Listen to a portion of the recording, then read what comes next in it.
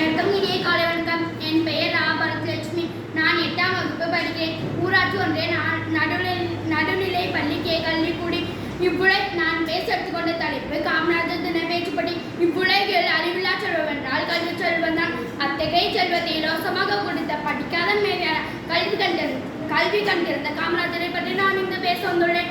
தென் தமிழ்நாட்டில் விருதுநகர் மாவட்டத்தில் தந்தையார் குமாரசாமி, தாயார் சிவகாமி அம்பாள் ஆகியோருக்கு மகனாக 1900 ஜூலை 15ஆம் தேதி பிறந்தார் காமராஜர். சிறு வயதிலேயே தந்தையை இழந்த காமராஜர் பள்ளி படிப்பை தொடர முடியாமல் வறுமையில் வேலைக்கு சென்றார். கருப்பு காந்தி என்று வட மாநில மக்களால் பாராட்டப்பட்ட ஒரே தமிழ் தலைவர் காமராஜர் ஆவார். பாம்பின் கால் பாம்பு அறியும் என்பார்கள். ஏழையாக பிறந்தவர் ஏழைகளின் துயரத்தை துடைப்பதை தம் குறிக்கோளாக கொண்டார். சின்னஞ்சிறு வயது முதலில் தன்னை காங்கிரஸ் பேரியக்கத்தில் இணைத்துக் கொண்டார்.